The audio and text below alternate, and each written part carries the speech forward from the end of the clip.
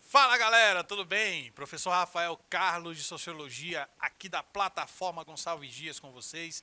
E dessa vez para a gente falar sobre as mudanças sociais pela perspectiva clássica da sociologia.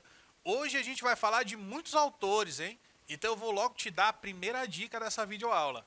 Corre aí, pega o teu caderno, pega a caneta, pega lápis, pega marca-texto, pega tudo que você precisar para anotar e deixar em destaque as dicas e os conceitos que eu vou te passar nessa videoaula de hoje, combinado? Então eu vou te dar um segundo para fazer isso, beleza? Um segundo. Foi? Vamos lá então. Nessa aula de hoje, eu começo relembrando para ti o que são mudanças sociais. Porque se a gente vai falar das mudanças sociais pela perspectiva clássica da sociologia, a gente primeiro precisa lembrar o que são as mudanças sociais. A gente começa a aula então com esse primeiro tópico. O segundo tópico da aula, eu vou tratar das mudanças sociais de acordo com a teoria de Auguste Comte. Comte lá do positivismo, lembra? O idealizador da sociologia. Pois é, a gente vai ver como é que ele encara essa questão das mudanças sociais.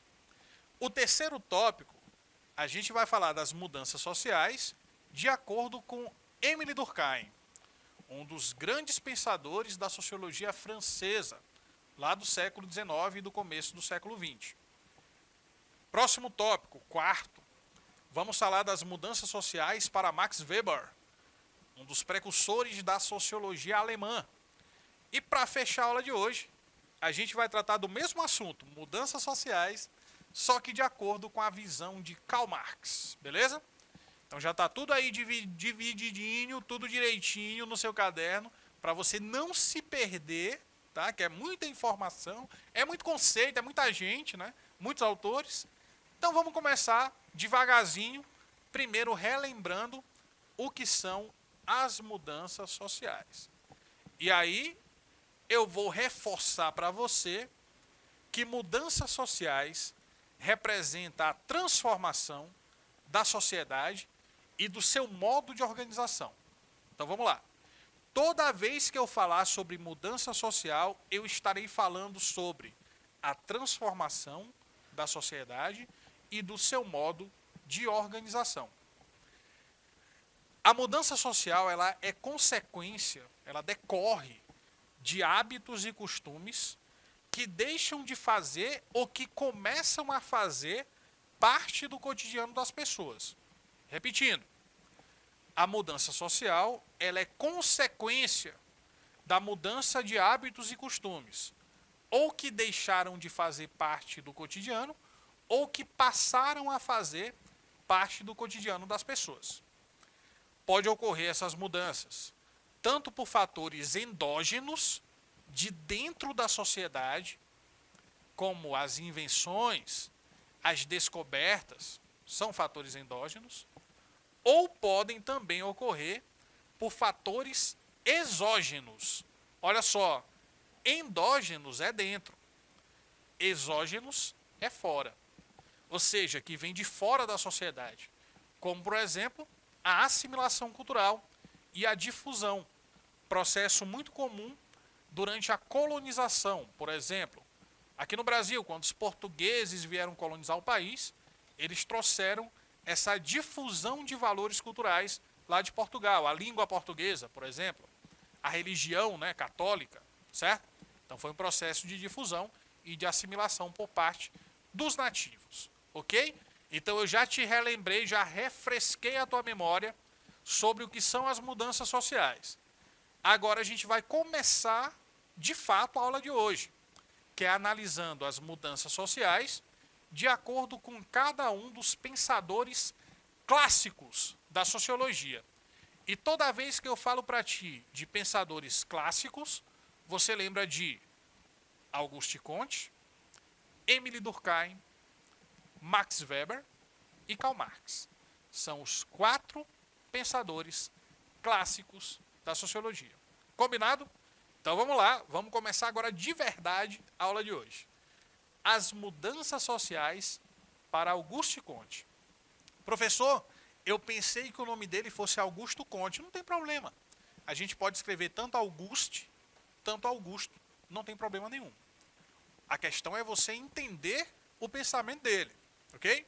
Augusto Comte ou Auguste Comte, as duas grafias estão ok, mas o pensamento é uniforme. O pensamento sobre mudanças sociais do Comte é um só. Augusto Comte é o principal representante do positivismo no século XIX. Ele é o fundador e também principal representante do positivismo. Professor, o que é positivismo mesmo? É o pensamento positivo? Não, tem nada a ver com isso. Quem pensa positivamente não é positivista, é otimista. Positivista é quem pensa cientificamente. O conhecimento positivo é o conhecimento científico, comprovável, verificável. E o positivismo de Comte deu origem à chamada física social. Para muitas pessoas, a física social representa o embrião do que viria a ser a sociologia. Ainda não era sociologia, era outra coisa, física social, mas já era um pensamento mais científico sobre as questões sociais. A física social, que é uma invenção do Augusto Comte, é uma ciência elaborada por ele, considera a ordem e o progresso como coisas fundamentais para a vida em sociedade. E eu tenho certeza que você imediatamente, ao ouvir essas duas palavras, ordem, progresso, você lembra da bandeira mais bonita que existe no mundo, que é a bandeira do Brasil. Não é verdade? Lá no meio da bandeira tem essa frase, ordem e progresso. Exatamente o que você está pensando. O lema da bandeira brasileira é um lema que tem inspiração nas ideias de Augusto Comte, na física social, no positivismo. São as duas coisas mais fundamentais na visão de Comte para que uma sociedade funcione corretamente, para que ela dê certo, né? Digamos assim. É necessário existir a ordem e o progresso, nessa sequência. Primeiro a ordem, depois o progresso. Como se o progresso da sociedade dependesse primeiramente da ordem social. Por isso que essa frase é escrita somente nessa sequência de palavras. Se você mudar a sequência, ela deixa de fazer sentido. Ordem e progresso são valores fundamentais para a vida social, segundo Augusto Comte. Comte admite a importância da mudança. A mudança social para Comte é importante. Por quê? Porque ele também defende o progresso. Então presta atenção, se uma coisa está progredindo, ela está o quê? Mudando para melhor. Ela está mudando para melhor, ela está em desenvolvimento, está em progresso, correto? Beleza. Só que essa mudança só é positiva se a ordem não for afetada. Lembra que eu te falei? Ordem e progresso. A mudança é boa quando a ordem não é afetada. Se uma mudança for muito estrutural, muito significativa e afetar a ordem social, ela pode causar o quê? A desordem. O contrário de ordem é desordem. Existe outra palavra, outro antônimo de ordem, que é caos. A ideia do Comte é: as mudanças são boas, contanto que elas não promovam a desordem, contanto que elas não promovam o caos, ou seja, que elas ainda mantenham a ordem como fator fundamental. Por isso que para Comte a mudança precisa ser progressiva, gradativa. Uma mudança muito brusca, muito imediata, muito instantânea, ela vai ser prejudicial para a sociedade por esse pensamento. Porque a ordem precisa ser mantida, ela não pode ser rompida. Uma mudança muito brusca, ela pode ocasionar revoluções. E as revoluções no pensamento do Augusto Comte representam, pelo menos momentaneamente, uma circunstância de desordem, de caos, ou seja, de rompimento da ordem estabelecida. A gente pode dizer que esse pensamento do Comte é um pensamento que busca a conservação da ordem e a mudança progressiva. Não a mudança brusca, revolucionária, mas a mudança gradativa, dentro dessa ideia positivista de progresso. Certinho? Então vamos lá. Comte é a favor ou contra a mudança? Ele é a favor, mas as mudanças não podem afetar a ordem. Elas precisam acontecer de maneira gradativa, de maneira progressiva, e não de maneira revolucionária, de maneira brusca, porque senão a desordem pode ser estabelecida. Correto? Vamos lá então para o próximo grande autor da sociologia, que vai tratar do assunto mudanças sociais. E esse grande autor é o Émile Durkheim, também francês, assim como Augusto Comte, né? E Durkheim, para muita gente, é o verdadeiro pai da sociologia, porque foi ele que conferiu à sociologia um caráter científico. Foi ele que estabeleceu um objeto de estudo e também uma metodologia própria para essa nova ciência, nova naquela época, né, no século XIX, que é a sociologia, ok? Émile Durkheim é o responsável pela cientificação da sociologia, ou seja, se a sociologia se tornou uma ciência, o grande responsável por isso é esse sujeito, é esse cidadão chamado Émile Durkheim. Ele estabeleceu um objeto de estudo, os fatos sociais, é o objeto de estudo da sociologia, e uma metodologia também, baseada na metodologia das ciências naturais. Inclusive, né, existe essa aproximação metodológica entre a sociologia e as ciências da natureza. O método, ele tem as mesmas características, a objetividade e a neutralidade científica. A busca por isso, né, que existia lá na física, na química, na biologia, também existe na sociologia de Durkheim como método.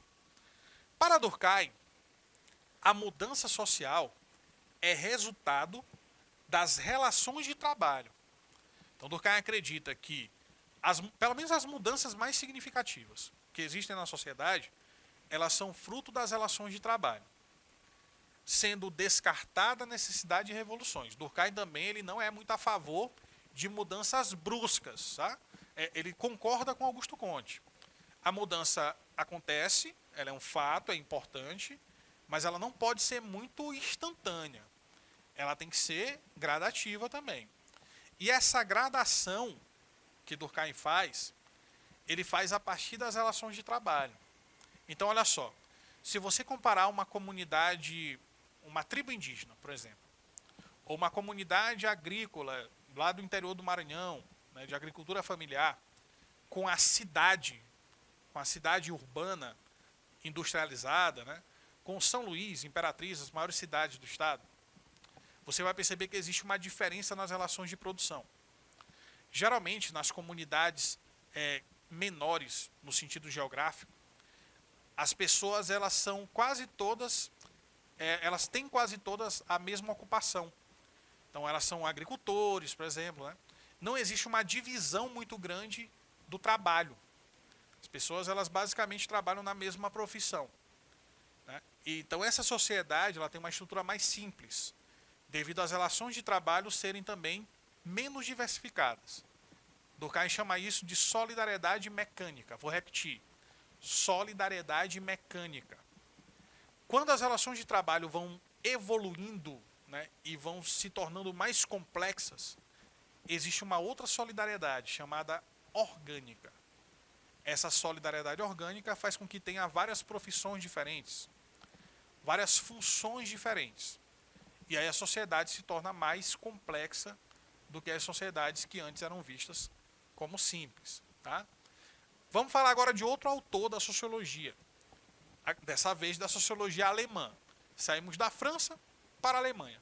Para falar do Maximilian Weber, ou simplesmente Max Weber. A teoria weberiana ela é muito baseada na ideia de ação social. A ação social é o objeto de estudo da sociologia de Max Weber. Segundo Weber, a ação social deveria ser o principal objeto de estudo da sociologia. Weber estava mais preocupado com aspectos mais próximos ao indivíduo, justamente por acreditar que não era apenas a estrutura ou as instituições que determinavam, né, as mudanças sociais, mas também o sujeito, a forma como cada pessoa age, motivaria essas ações.